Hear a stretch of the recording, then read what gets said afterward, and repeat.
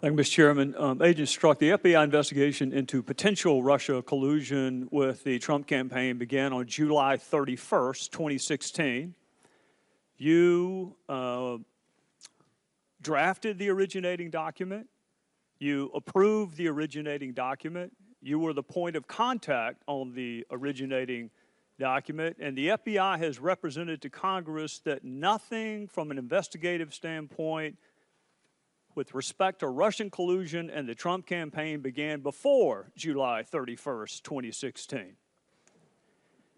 But 10 days before the investigation even began, 10 days before you drafted the originating document, approved the originating document, was the point of contact on the originating document, 10 days before the investigation began, which the department you work for says nothing was done before July 31st. You said Trump is a disaster. I have no idea how destabilizing his presidency would be. And because you struggled a couple of weeks ago with a word that I thought had a commonly accepted definition, I'm going to go ahead and give you the definition of destabilizing. The first one kind of is obvious. It's to make unstable. The second one caught my attention, the second dictionary definition. To cause something such as a government to be incapable of functioning or surviving. That's a pretty significant allegation to make 10 days before you even began to investigate someone. So that was before July 31st. I want to ask you in that first week, we'll go ahead and up it to 8 days, between July 31st and August 8th, how many interviews did you conduct related to the alleged collusion between Russia and the Trump campaign?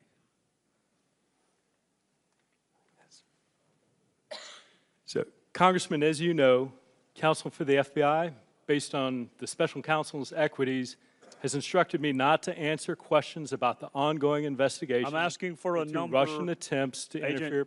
Agent Strzok, I'm asking for a number. I haven't gotten to the names. How many people had you interviewed between the beginning of it on July 31st and August the 8th? It's an 8-day time period. We're a week into an investigation. How many people had you interviewed? Congressman, I understand your question. I appreciate it, and I would very much like to answer. But as I've stated, as you know, that counsel of the FBI, based on the special counsel's equities, have directed me not to answer any questions about the ongoing investigation into Russian attempts to interfere. So, wow, I didn't ask you the content of those interviews. I didn't ask you the names of who you interviewed. I asked you whether or not you interviewed anyone from July the 31st until August the 8th. And I find it interesting that the FBI will tell us no interviews were conducted before July 31st. That apparently doesn't impact an ongoing probe.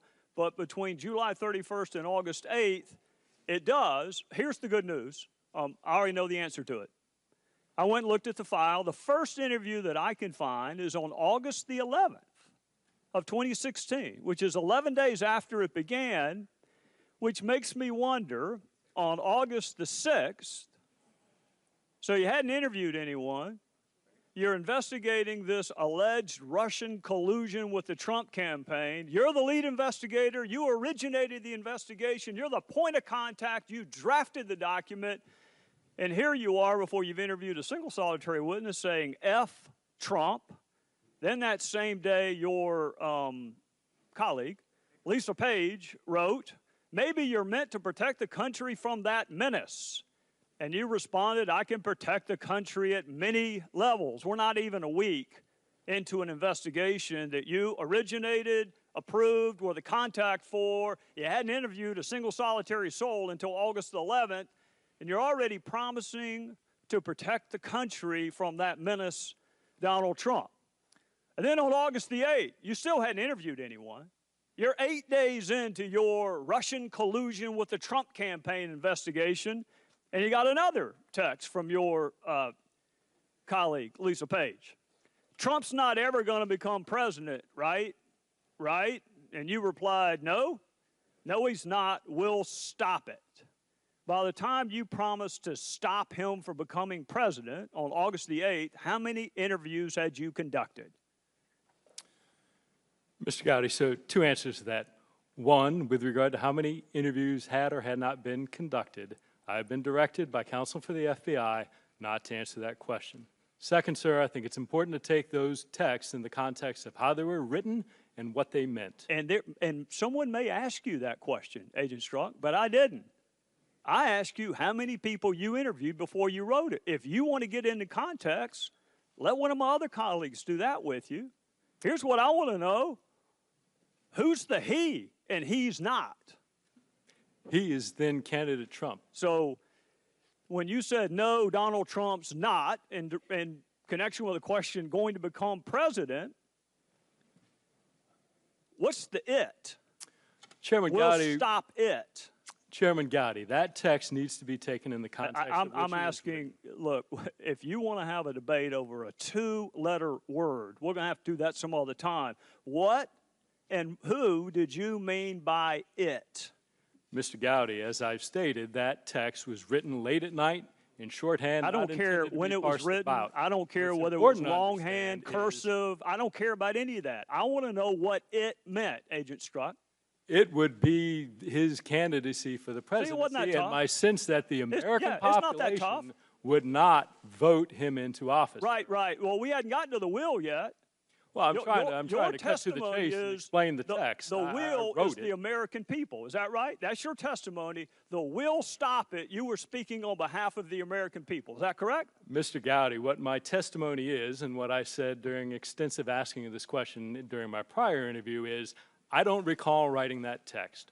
Are you denying writing the text? What I can tell you is that text in no way suggested that I or the FBI would take any action to influence the candidacy of Agent Strzok, that is a fantastic answer to a question nobody asked. Yeah, Mr. Gowdy, you asked what I meant. My question to you is the will. Going to be permitted. If I keep getting interrupted. Your testimony a couple of weeks ago was the we meant the American people, which I found confusing because on November the 7th, which is the day before the election, you said this. You were concerned that those same American people that you were speaking on behalf of might actually elect Donald Trump president. So you said, OMG, this is effing terrifying. I think we know what effing means. I'm pretty sure we have OMG down too. What was terrifying about those same American people you trusted to stop him in August, not stopping him in November?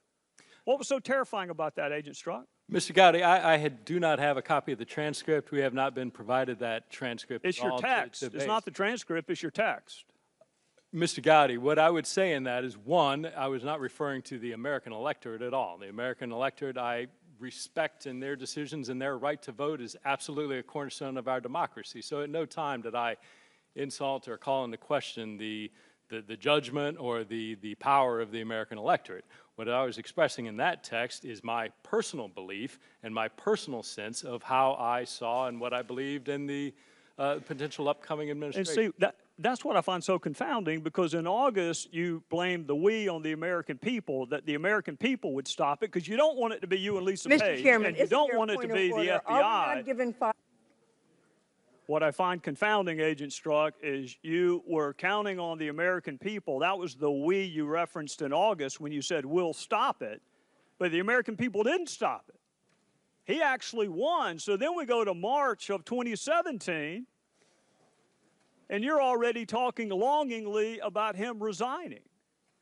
And then we go to the day that Special Counsel Mueller, well, before we go to that, that's March of 2017. March of 2016, you wrote, God, Hillary should win 100 million to 0. And I'm assuming Hillary would be former Secretary of State Hillary Clinton?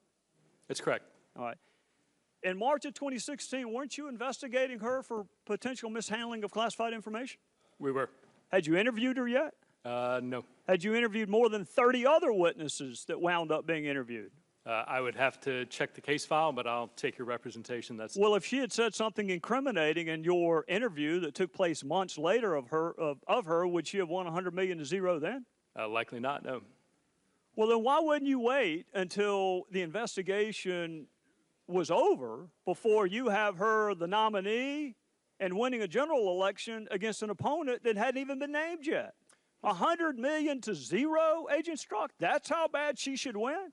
Mr. Gowdy, those personal expressions of my observing the political process of the presidential primaries had no bearing on my actions of any investigation, to include the investigation of Secretary Clinton You couldn't think of or anybody else.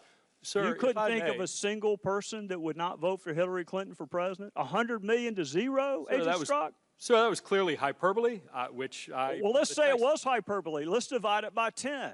How about we say it was hyperbolic and divide it by 10? 100 million divided by 10, I'm pretty sure is 10 million. 0 divided by 10 is still 0. You couldn't think of a single solitary person that was going to vote for her for president before you interviewed her and while you were supposed to be investigating her. Congressman, clearly that's not the truth. Clearly, I could envision millions of Americans who are likely and did vote for then candidate. Well, you wrote it. My point, sir. Did you write it? Did you write that text? I did write that, sir. Okay. In a Were you under expression of duress? Political expression engaging in hyperbole. Were you under duress?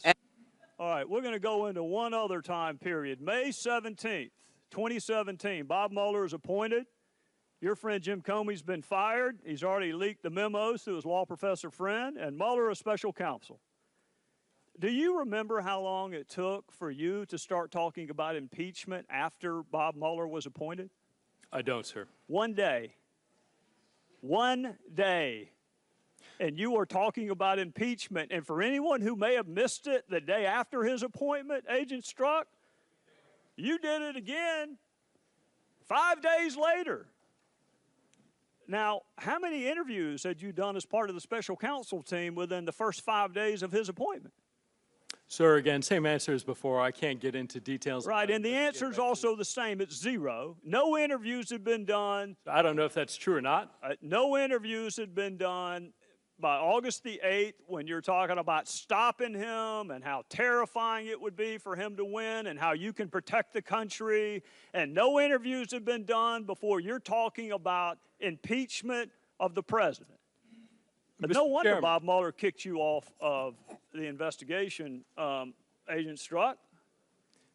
My question is,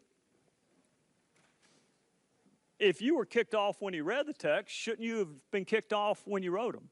Not at all. Well, it wasn't the discovery of your text, Mr. Strzok. It was the existence of your bias that got you kicked off. No, Mr. Gowdy, it wasn't. I do not have bias. My personal opinions in no way. Well, then why did you get kicked off? Why did you get kicked off? Mr. Gowdy, my understanding of why I was kicked off was that based on an understanding of those texts and the perception that they might create is well, something hang on a second, Agent Strzok. Hang on a second. Perception. Integrity. You're saying it was the perception. There are 13 Democrats on the special counsel probe, including one who went to what he hoped was a victory party. That's a perception problem, too. They weren't kicked off. You were. Why were you kicked off? Mr. Gowdy, I cannot speak to Special Counsel Mueller's How long staffing did you talk to decisions him? or the reasons why he did or didn't. How long did you talk to him when he let you go?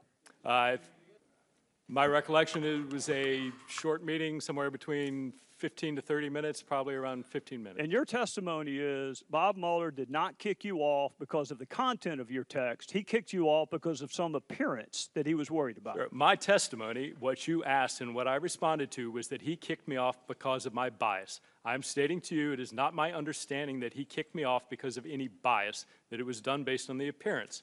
If you want to represent what you said accurately, I'm happy to answer that question, but I don't appreciate what was originally said being changed. I don't give a damn what you appreciate, Agent Strzok. I don't appreciate having an FBI agent with an unprecedented level of animus working on 2 major investigations during 2016.